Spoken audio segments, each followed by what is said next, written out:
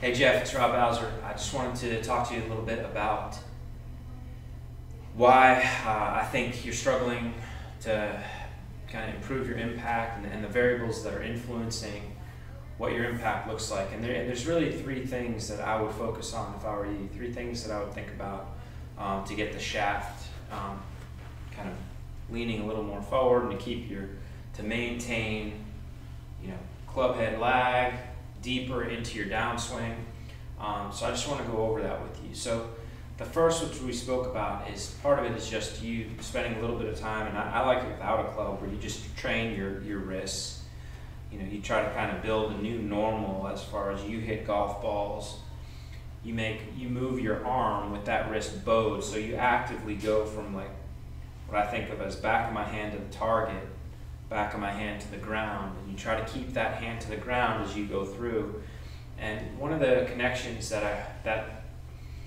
I think it helps people to feel when they do this is in order for me to keep the back of my hand to the ground as I go through, it really requires me to rotate through the hitting area or into the golf ball. And then I do it with my right hand as well. Right palm faces the target, and then I try to keep my right palm to the ground as long as I can through the hitting area as a drill.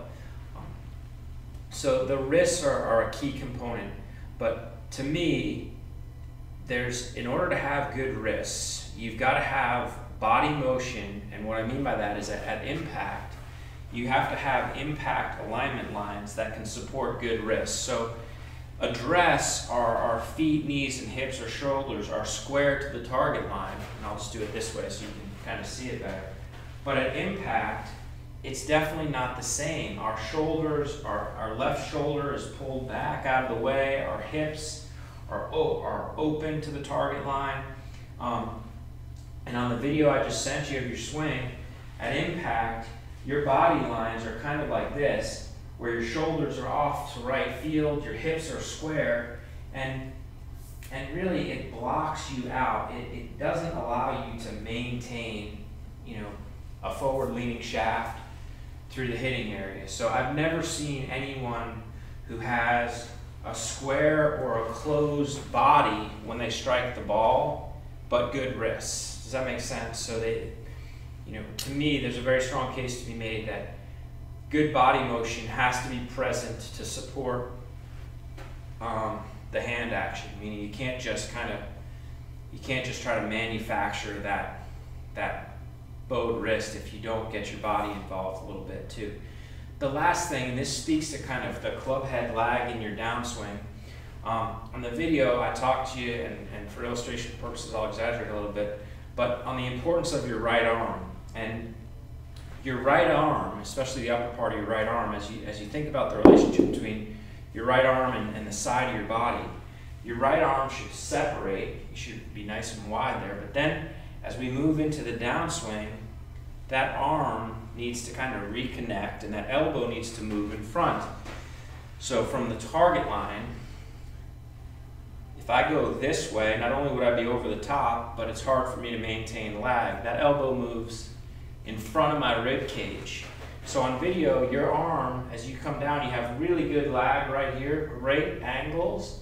But then as you come down, that arm is behind your body, partially because your body's not rotating, but that elbow's behind and there's air in here. That's really the tell.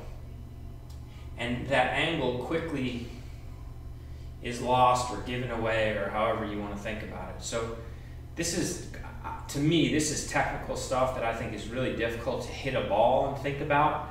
But I think in your drills, you can get feels that you can then transfer to kind of smaller impact work and eventually kind of have it migrate into your full swing. So one thing that I look for, I talked about on your video, is I want to see that right arm. So like if you're the mirror, in front of a mirror, you work on having that right elbow get below your left arm. So your right elbow is up here, and as it comes down, it gaps out, and that's why your wrists can't stay kind of in that, let's say, striking position, how you get to kind of where you lose that lag and you scoop it. So drills where you in a mirror try to get that right arm below, drills where you put your hand across and you make your hand across and you just keep that arm working in front of you. Those are all really good feels for you to do. So kind of that wide to narrow, and that elbow isn't behind me, it's here, and it's definitely not out.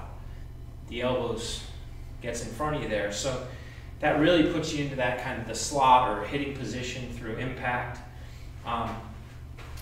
You know, as far as what your upper body is doing, when you do some drills where you smack your hands, I would really work to, as you smack, to really try to get your body more open so that your hips are open and your shoulders are starting to open through the hitting area.